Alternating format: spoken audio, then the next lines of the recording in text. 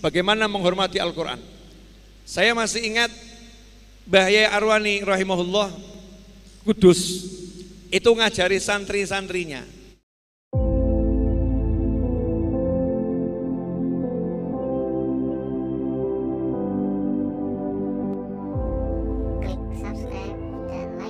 Berbicara dan untuk yang lain.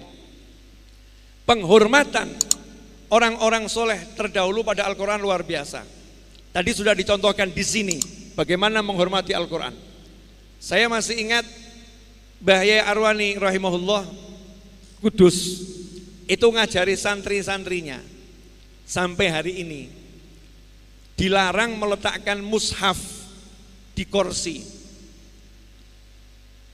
Kita kalau ngaji itu kan diajari letakkan Al-Quran lebih tinggi dari tempatmu duduk. Dikasih rehal misalnya.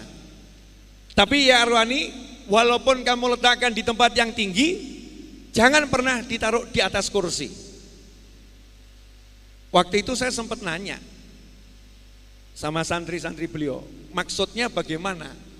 Jawaban santri-santri beliau adalah, iya, kata guru saya, kursi itu tempatnya pantat, bukan tempatnya mushaf. Kursi itu tempatnya pantat, pantatmu, bukan tempatnya mushaf. Saking mulianya mushaf ini, jangan kamu letakkan di bekas tempat pantatmu. Diletakkan di tempat yang khusus, meja yang khusus, lemari yang khusus.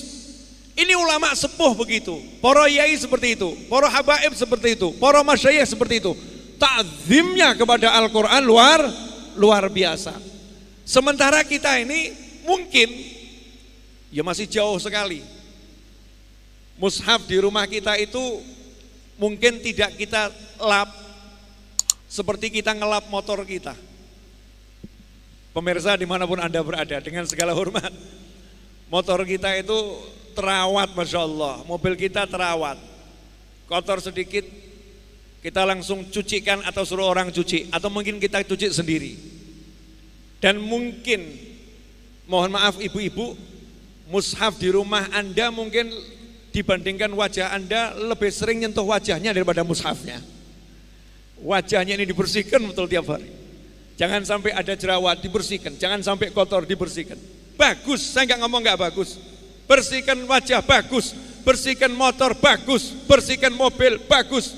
Masya Allah. Lantai di rumah kita, kalau 3 hari nggak dipel, mungkin kita akan marah sama yang kerja di rumah, yang kita kasih tugas. Tugasmu kan ngepel ini, kok nggak dipel udah 3 hari? Lihat tuh debunya ada di mana-mana. Masya Allah.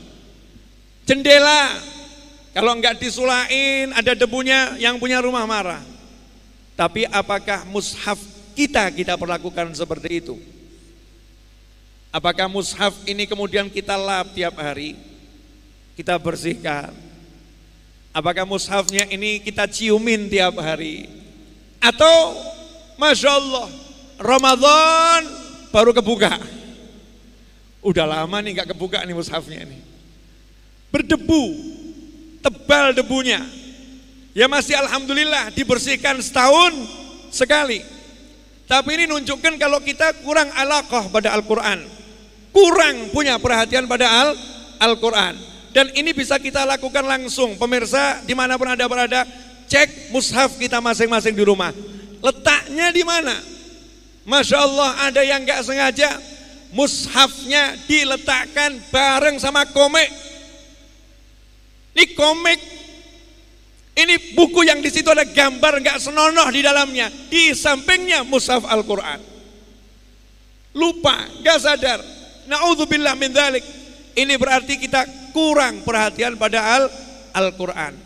Orang-orang dulu sensitif, kalau sama mushaf sensitif.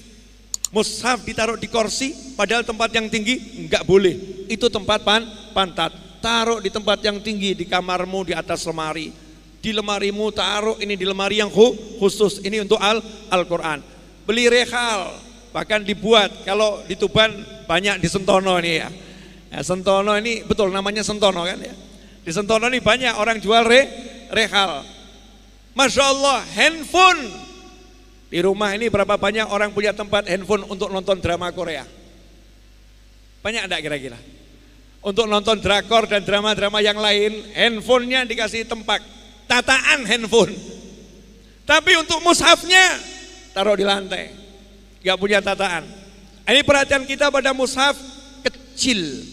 Lah, itu nunjukkan nilai kita. Nilai kita ya dari situ. Wa man yu'azzim sya'airallahi fa innaha min taqwal qulub. Barang siapa mengagungkan syiar-syiar Allah, itu bukti ketakwaan hatinya. Jadi kalau kita mau ngukur kualitas hati kita, ya cek hubungan kita dengan Al-Qur'an, cek hubungan kita dengan pewaris para nabi, al-ulama warathatul anbiya, cek bagaimana kita memperlakukan simbol-simbol kemahabesaran Allah Subhanahu wa ta'ala, bagaimana kita memperlakukannya. Itulah nilai kita yang sebenarnya di hadapan Allah Subhanahu wa ta'ala. Contoh lagi, guru ngaji ditakzim sama Al-Quran, guru ngaji. Ada seorang sufi bawa anaknya ke guru ngaji, cari guru ngaji. Kemudian sufi tadi mengatakan, ajari anak saya baca surat Ar-Rahman atau surat yang lain. Kamu mau saya bayar, mohon maaf kalau uang sekarang ya, 1 surat saja, kamu mau saya bayar 100 juta. Sufinya ngomong begitu pada guru ngaji, guru ngajinya ngomong, waduh itu terlampau banyak. Waduh itu terlampau banyak. Sufinya berkata, mohon maaf, batal. Saya enggak jadi nyerahkan anak saya untuk kamu ajari. Loh, kenapa seperti itu? Karena 100 juta untuk mengajari Al-Quran kamu anggap terlampau banyak.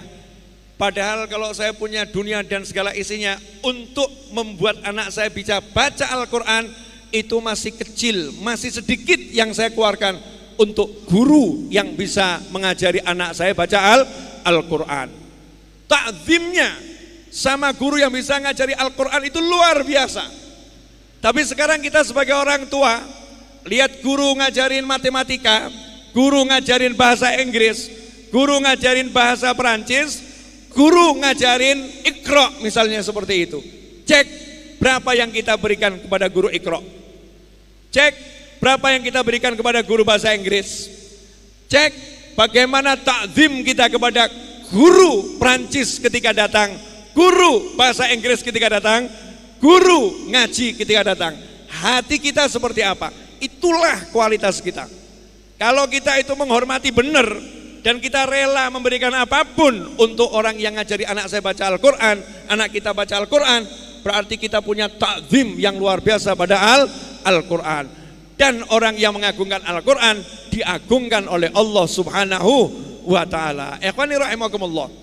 Kemudian orang dulu kalau pindah rumah, seperti di pendopo ini, tadi saya simak acara apapun lagu wajibnya Mahalul Qiyam, ya Nabi salam alaika, dan seterusnya. Kemudian qiraatul Quran menjadi hiasan yang menghiasi ruangan ini. Dikatakan khatam bil ghaib sebulan sekali atau berapa kali tadi itu. Dihiasi ruangan ini dengan khatmul Quran. Sekarang ini orang pindah rumah gak seperti orang dulu. Orang dulu pindah rumah yang dipikirkan gimana caranya panggil Bu Nyai dan santri-santrinya khatamkan Al-Quran. Panggil Pak Yai dan santri-santrinya khatamkan Al-Quran. Orang dulu begitu. Kalau enggak, panggil santri-santri bacakan Maulid Simtuduror, Maulid Barzanji, Maulid Burdah, Maulid Tiba dan lain sebagainya. Dulu seperti itu. Sekarang pindah rumah, ya udah pindah saja. Gak ada rasa pengen khatamkan Al-Quran di rumah itu bersama-sama. Jadi kurang punya rasa pengen barokahnya Al-Quran, pengen sesuatu dari Al-Quran, kurang.